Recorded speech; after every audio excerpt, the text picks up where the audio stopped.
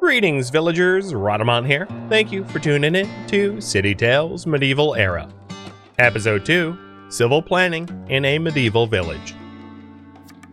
Joker, save you, my liege. I see we're finally making a foray into agriculture. How exciting. What really caught my eye is the plan for a cattle farm.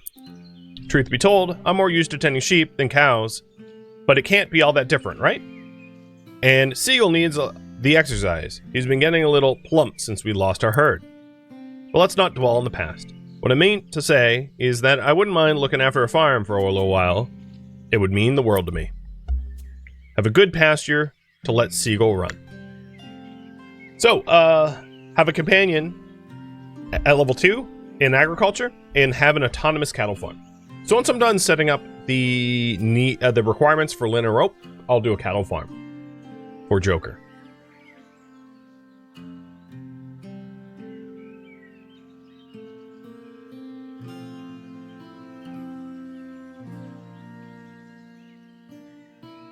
These initial houses could be upgraded. Oh, and there we go. We gathered the stone. Ah, perfect timing. I wanted to go and thank the villager who helped us earlier, but he's already gone. His neighbor told me some lady came to fetch him, said his brothers were missing him and needed his help. And who are we to keep a man from his family? Still, I would have loved to ask if he knew a place to gather clay. We need some to make tiles for our roofs. But for now, stone takes priority. Have stones in stock, have several servings of porridge in stock. Alright, so the next thing that the tutorial wants me to do is to get porridge. So a porridge is something that you make in a rustic tavern. The porridge requires proximity to a well and a chapel. And I'm going to put porridge tavern here. In order to get the porridge going, so I'm getting a little ahead of myself. The porridge requires wheat and milk. So this rustic tavern won't be able to produce anything until I have a cattle farm and a wheat farm. So I'll be saving up for those as well.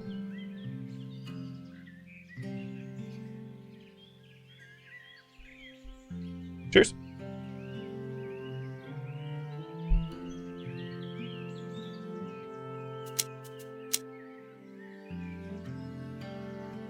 So where should we put our wheat farm?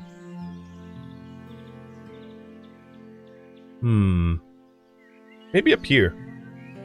Oh, it's outside a construction area. So the flax farm lacks workforce. Let's put someone in it. I'm gonna put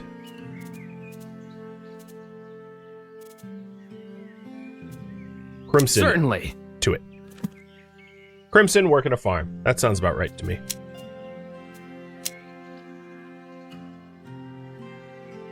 Alright, where would a wheat farm go? Maybe here? I don't want to encroach where we're building so much.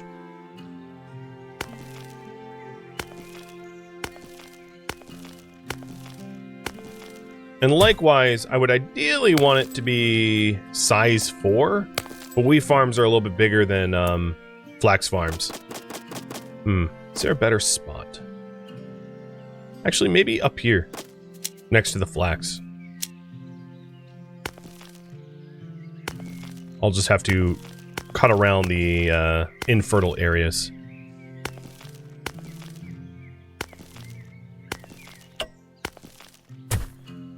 And we're going to go with size 4, but as small as size 4 can be.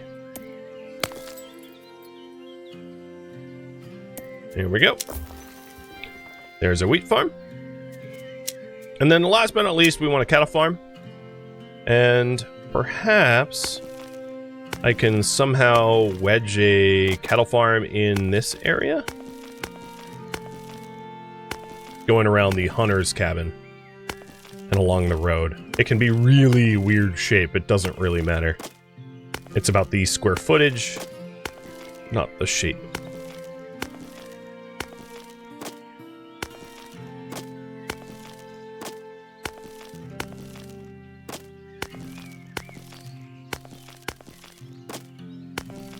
And then once I have the basic area laid out, I can always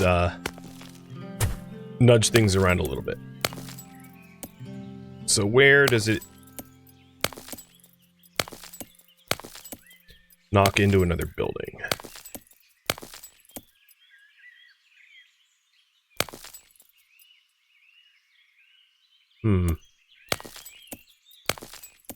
I don't know which one the culprit is.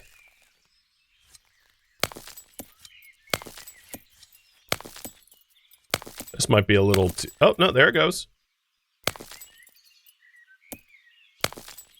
And this is only size 3. Like a size 4 if possible, so I'm just gonna keep playing with it until it bumps up to a 4. I might need to change its dimensions down here to a... Oh, there we go! That's a 4. Perfect. A weird cattle farm, but that's what I was looking for. Alright, so the wheat farm. Let's get Dawnbreak in there. And then once the cattle farm's going, I'll put Joker in there, because Joker wanted to be on the cattle farm anyway. So it stands to reason Joker gets to be exactly there. Now for the Rustic Tavern, I'm going to keep no one working in there just yet, because I don't actually have the raw resources to make porridge, so I don't need anyone making nothing. Is it snapping to the road? No. In fact, this isn't even really a road. I could build on top of this and they'd form a new road. The game is all about desire paths, so as you can see in my village here, we have roads that have built. So like, for instance, this road here, entirely made as a result of me putting a berry collector out there. Or this road here, entirely as a result of me having a wood collector there. The roads are formed around where the work is, and not the inverse. Joker. It will be done. Now with Joker in there, I think what I want to do is replace who's working in the...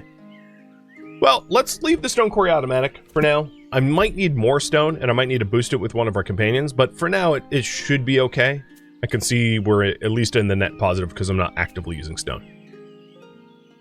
So once we get a little bit of wheat and a little bit of milk, I can employ someone in the Rustic Tavern and start collecting porridge and stock for the quest offered by our advisor.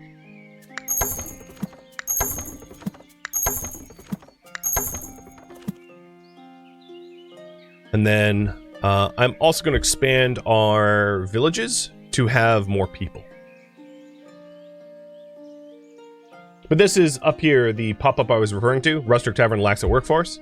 So the game warns you when you are missing something crucial.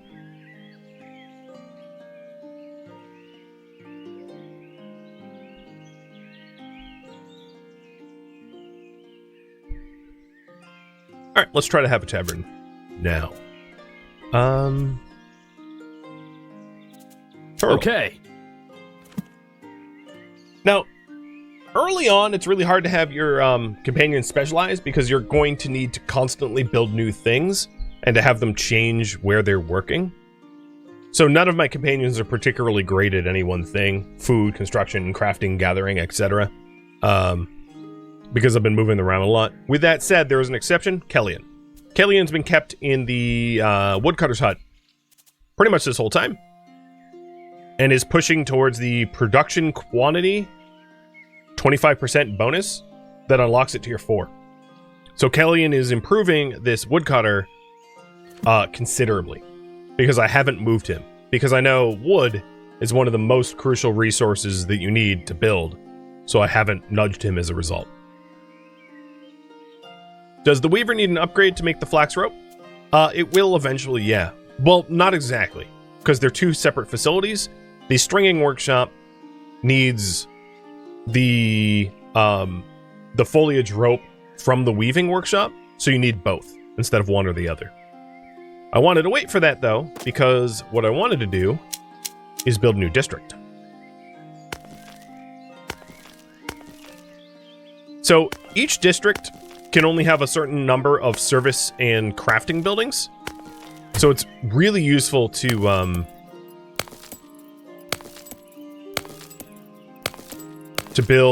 spread out your infrastructure in many districts. And I'm trying, there we go. What I'm trying to do is get a district of size 6, which incorporated all 3 services. And there we go. Yet another district.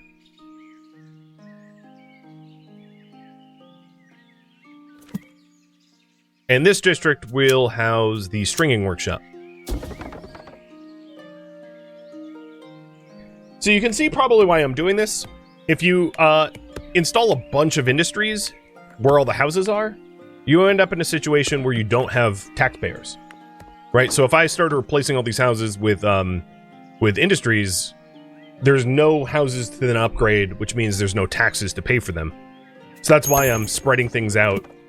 So the game forces you essentially to grow and expand your borders and do it somewhat efficiently because you won't have the money to pay for things if you are planning poorly.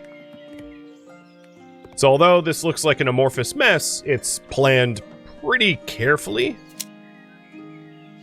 And in this case, Crimson, I'm going to have you certainly move, because you've already automated the flax farm, over to this stringing workshop.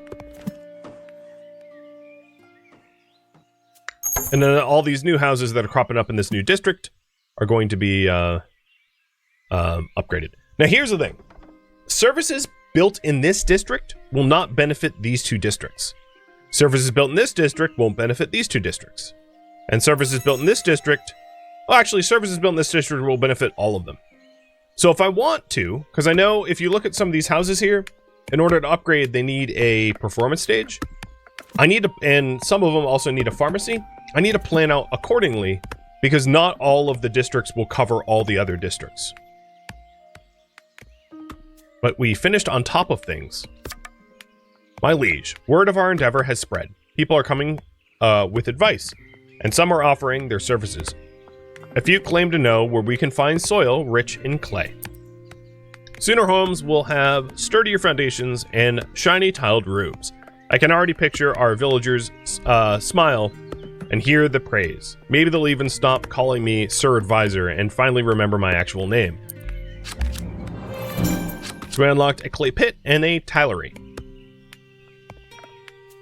And it wants me to stockpile clay tiles. So I'm going to try to plan another district here. Let me open up the district overlay maps.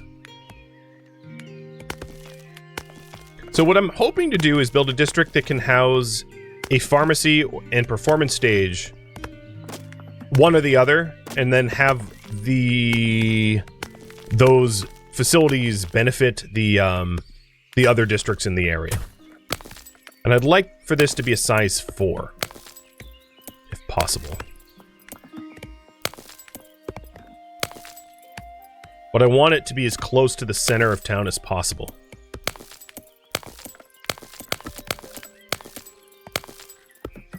There's a size 4. Perfect. So the concept here is if we build a performance stage here, this performance stage will cover all of the districts we've have so far. And then likewise, if we build a pharmacy, it will do the same. So this district will basically be a service district, providing the citizens of the other districts the benefit of those facilities.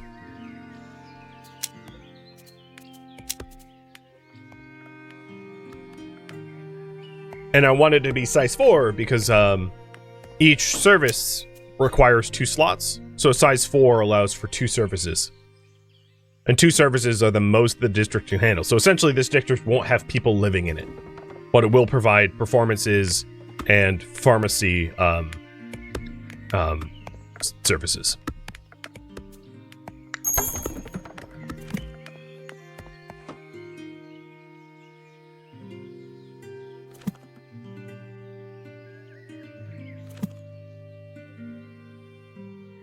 Which also means I have no intention of upgrading the shelters here, because these shelters are going to be displaced anyway.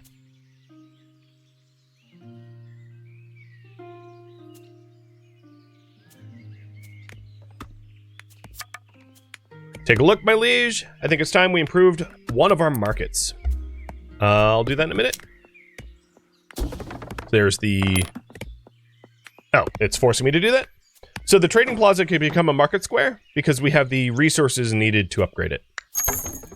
Upgrading our civil services isn't just useful, it's absolutely essential for the growth of our city. The influence of these new and improved structures will meet the needs of our villagers and maybe even attract skilled craftsmen eager to set up shop in our city. So now I'm going to pause for a moment. The trading plaza is being upgraded to a market square. So it does everything the trading plaza does and more. Because some of these buildings, like this cottage, for instance, in order to upgrade this cottage to a tier 3, it needs a market square. A trading plaza is not good enough.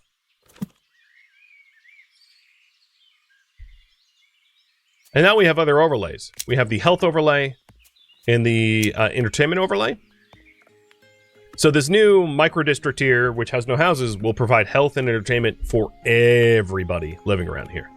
Now, with that said, if I want to continue expanding, the sphere of influence of water, faith, and trade, it won't be possible to put a district in here that benefits from the chapel we have built, right? Because the chapel's boundaries end here.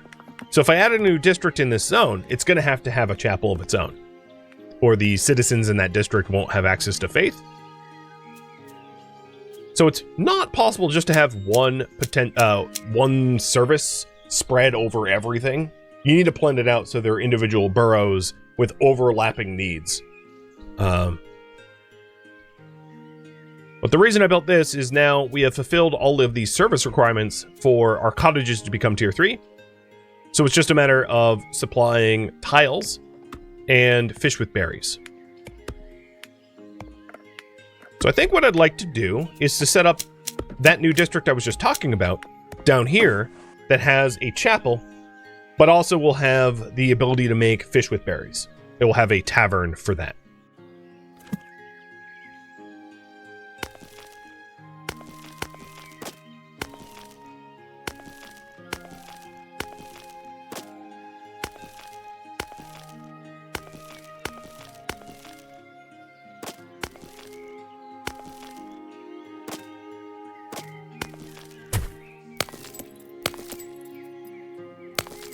I would like this district to be a little larger than the other ones, because I'm planning on putting a lot in here. But I don't want it to lose access to any of the essential services that the center provides.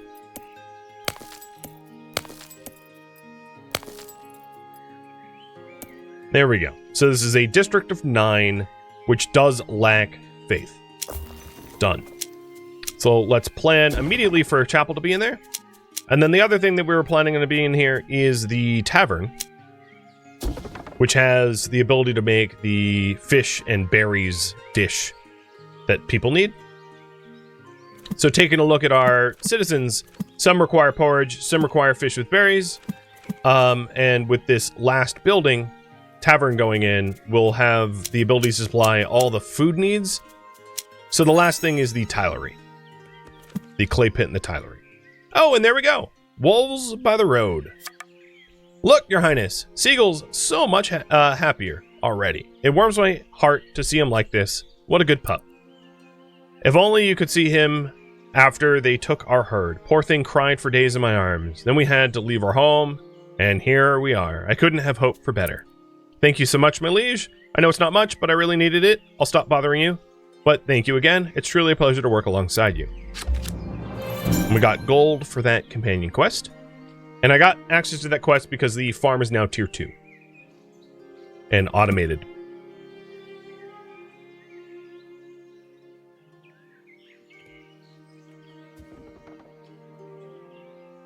Shouldn't the chapel be a bit further away?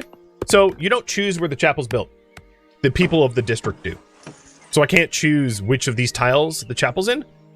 Additionally, the influence of that chapel has is applied to the entire district, like the center of the district. So it fundamentally makes no difference what of these plots the chapel's built in, which is also why the player doesn't actually control that either. All right, now that we have a tavern up, let's reassign Joker to work in the tavern. And we ought to get a clay pit. So a clay pit needs to be along the water. I'm going to put a clay pit here. Come on. There we go. And then the clay pit will also need a tilery. And I'm planning to put a tilery in this new district as well. And that's why I wanted this new district so large, because I knew that I was going to fill up a lot of the slots with from shelters to production facilities. But the rest of the houses here will be houses.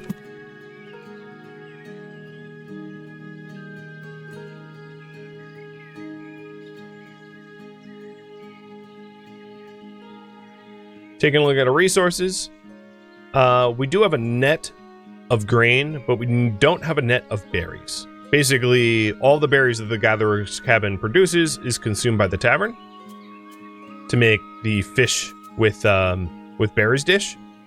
At the moment, that doesn't really matter, but if you recall, some of the tier 1 shelters require berries to upgrade. So see, I have 65 berries. If I upgrade this house, I'll have 64. Well, it jumped back up to 65 immediately because we are producing berries, but essentially, if we are net neutral on berries, eventually I'm going to run out of berries because every time I upgrade a shelter from tier 1 to tier 2, I'm going to consume those berries. So we can always add additional collection facilities as we go forward. So this is the only berry collector I have right now, but I can always add more and initially put my companions in there, work it until it's at least level 2, automate it, and then have the companion move out. The reason not to do a ton of that, if you're wondering, why don't you exploit all the resources infinitely? It's because every single gatherer or resource exploiting facility requires gold to build. Every single one. So you could set up 10 woodcutters cabins if you wanted. But unless you absolutely needed the wood, you're just spending a lot of gold and turning that gold into wood, which maybe not is the right idea. So here's a clay pit. Let's put turtle sandwich into the clay pit.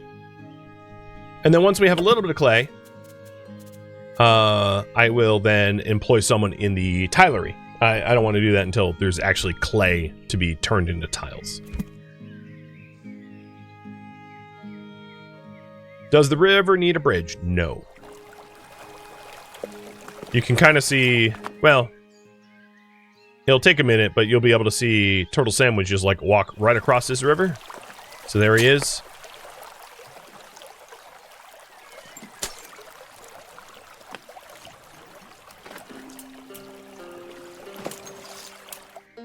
It's shallow. Don't bother him none.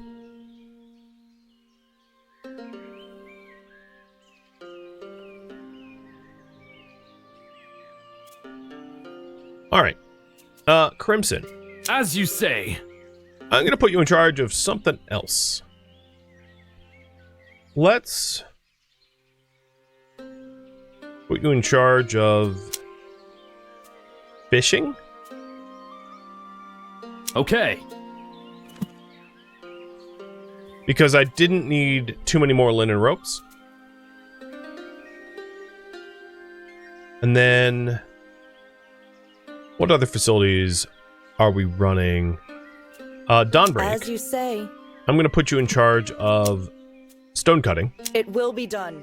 So now that I don't have a lot of new facilities that I need headed up by my companions, I can focus on the raw resources that I lack the most of.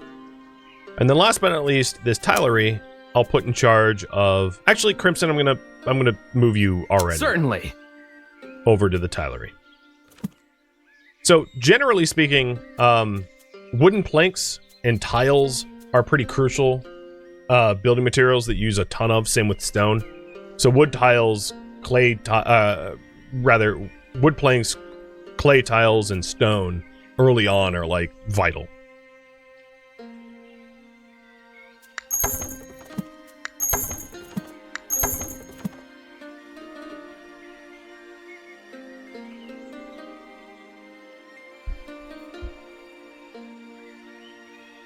Okay.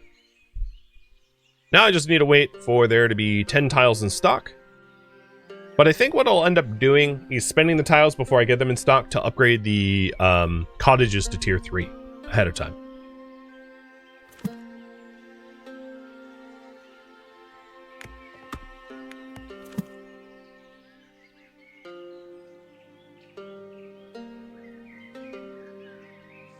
And what I really like about this game,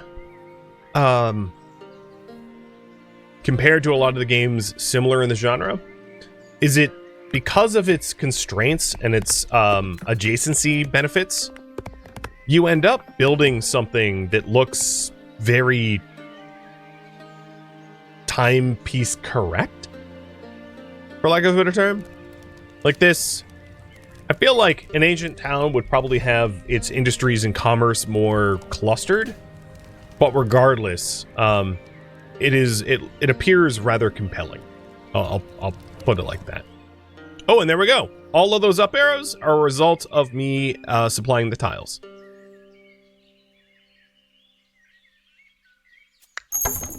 So here's our first tier 3 townhouse.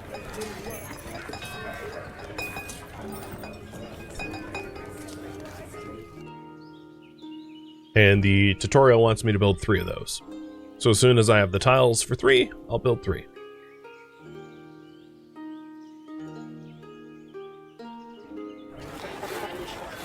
I haven't really zoomed in on the construction.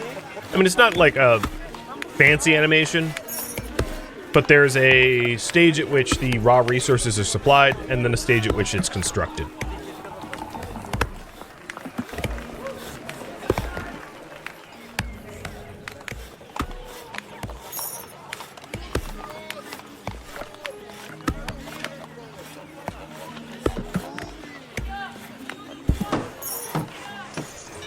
And there we go.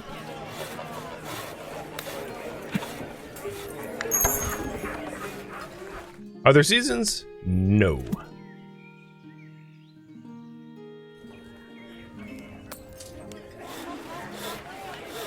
So this is the supply phase. And then a builder arrives and it will start getting constructed. So here's, you can see they're delivering. It's delivered, and then a builder is dispatched, and it's being constructed. So that's townhouse number 2. Maybe the third townhouse will be this cottage. And the real advantage here is the gold income. That's the main driver. It's both population and gold, because a lot of the game progresses when you get more people and more gold.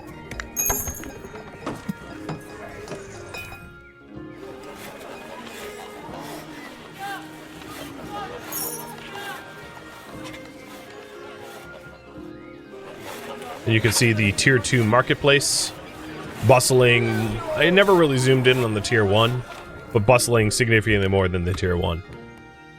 You can even see the chapels, the difference of the 2 chapels, because they procedurally fill up the region that they're in. So like this chapel looks pretty different than this chapel.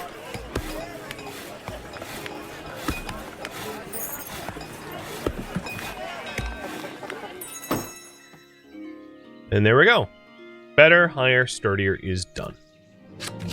Quest complete, and I get 60 gold. Alright, the next quest is to get 10 tiles in stock. But also, Turtle Sand has a quest. Save you, friend. So that's it, eh? No more running in the hallways, no more hiding under your mother's skirts, no more dirt on your face and clothes. You're like a real liege now. Just look at you, you're all grown up now. We're adults. Ah, time flies. Well, anyways, thanks so much for having me. I couldn't be happier, or maybe I could. See, there's one thing I'm missing, and don't laugh, okay? It's not funny. I haven't had any milk since I left home. I can already feel my bones crumble. You know, a big fella like me needs his milk. Could you get me some, please? And some cereal, too. Others will surely appreciate a hearty breakfast. Turtle Sandwich needs to have wheat and milk. Luckily, I happen to have 166 wheat and 162 milk. So, yeah, easy to supply that. Thank you, friend. It may not seem like much, but it really means a lot. You remember how we used to sneak into the barn and steal some milk? Oh, the good old days. But enough about the past. What matters now is the future, and our future of our town, and the future of our friendship, of course. Speaking of which, you haven't met Guinevere yet, have you? She's my future wife. She's on her way as we speak and should arrive in a few days. I'm sure you'll love her.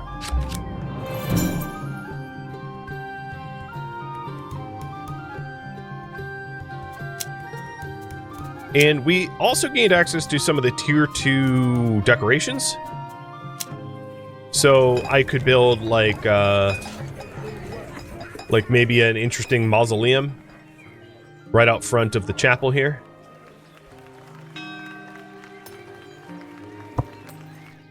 Or what else? Maybe a potted tree by the entryway to our town hall.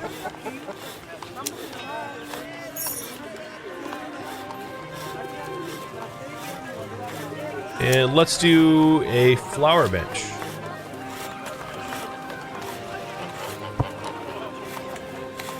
I like how I built the person sitting on it too. Maybe I'll put another stone planter over here. I like it.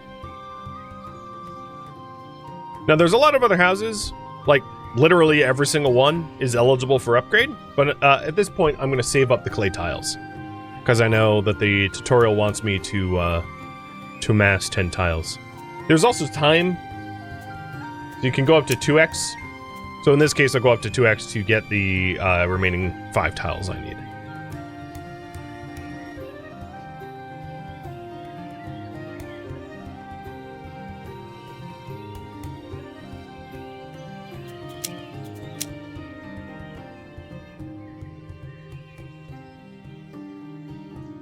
Has it happened already? No, not yet. Okay. Thinking to myself.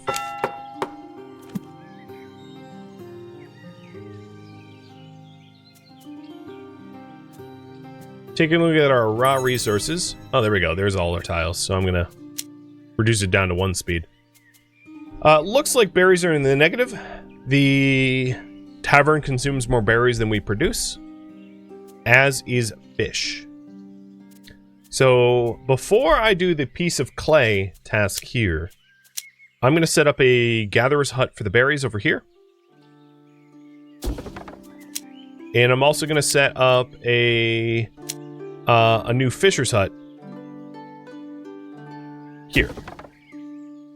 The other thing I could do is if I have anyone that is particularly skilled, like Dawnbreak, I can move from mining stone to gathering fish. Yes. Because they already have a skill of 2. In this case, what I'll probably end up doing is having Dawnbreak move from that fishing to this fishing, and then have someone else move to the gatherer's hut. But I would want to establish a new gatherer's hut for the berries and a new fishing hut for the fish before I run out.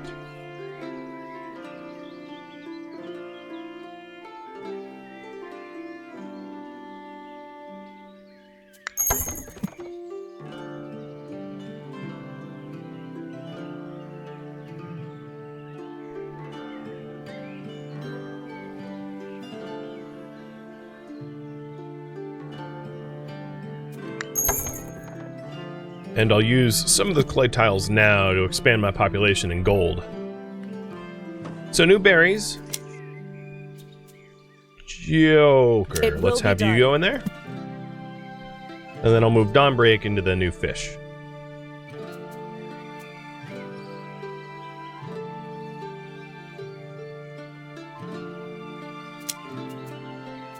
It will be done. And now we aren't going to have any resource shortages, at least for the immediate future. So now I feel a little bit better about checking in with the advisor and saying that we've completed that clay tile task.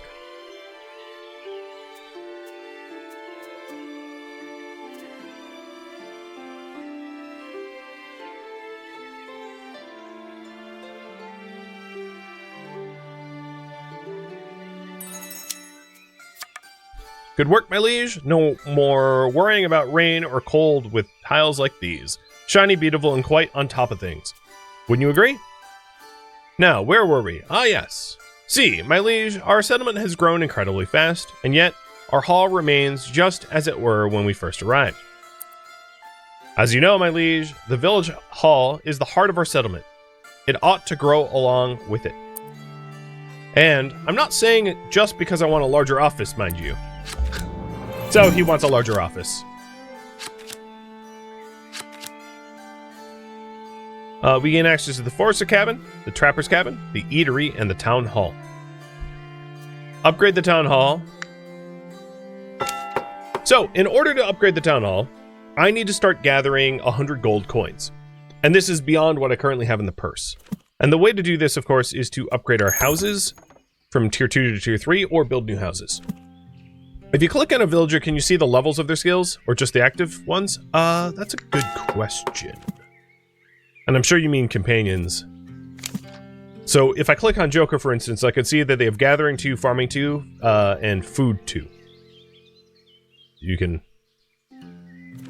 check out their progress towards their skills. So for instance, having left Kelly in here in Gathering, he's finally hit Gathering level 3, pushing towards level 4, which boosts production quality by 25%. So he'll be able... If there's any resource gatherer that I am lacking when he hits level 4, he'll be able to be assigned to that facility and boost his production significantly.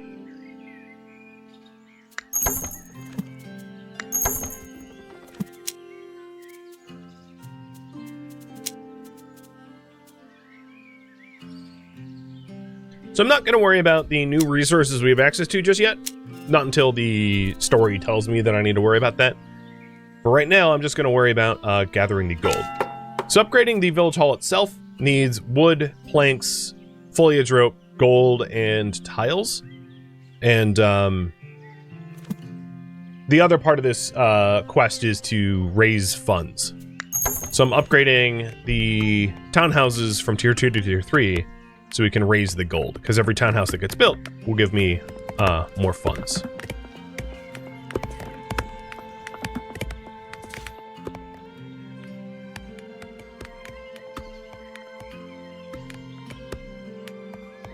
Will I need more citizens for the town hall too?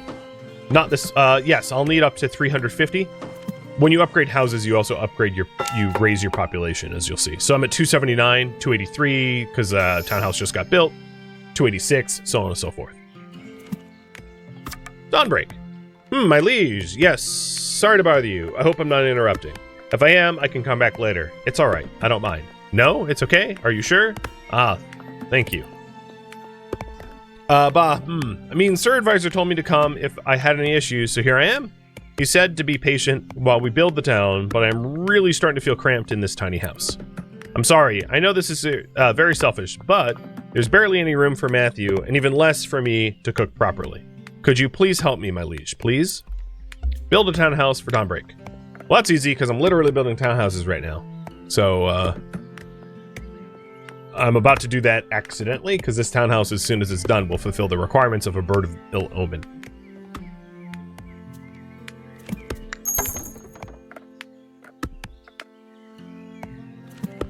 So I'm going to see how far upgrading the current cottages to townhouses get me before having to build more districts. Also, I've so far collected 48 gold for the city hall.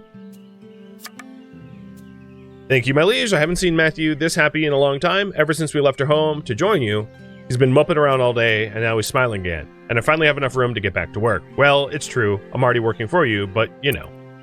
I could bake you a little something for your trouble. That's the least I could do to thank you. Oh, I know. I'll let you pet Matthew, too. What? No, he's not my husband. He's my cat.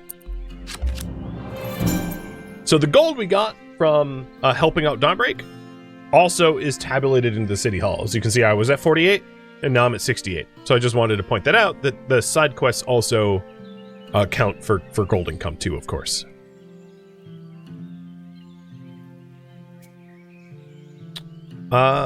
Fish with berries. So we're not consuming it, but every time we build a house that requires it, it gets consumed. So that is a bottleneck, but this bottleneck solved by just being patient, waiting for time.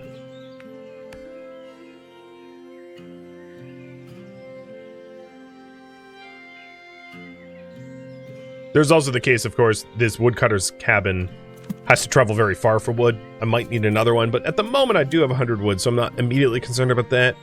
Foliage and foliage ropes looks fine. Linen ropes look fine. We're still getting clay tiles for the housing upgrades. Stone's fine. Berries and wheat are fine. Venison, fish, and milk is fine. Yep, everything's looks pretty good. And then, as far as the population goes, we are pretty close to our goal of 350 as well. Thank you for tuning in to City Tales Medieval Era, which originally streamed live on Twitch. If you have any feedback or questions for me, let me know in the comments below. If you'd like to catch a live stream of mine, Rhadamant.com has my stream schedule and countdown timers to upcoming streams. If you'd like to join my online gaming community on Discord, Rhadamant.com has a link to it, as does the description of this video. Thank you so very much for watching. Special thank you to my Twitch subscribers, Patreon patrons, and viewers like you that support the channel and made it all the way to the credits. Thank you so very much. I hope to catch you next episode or an upcoming stream. Farewell, everybody.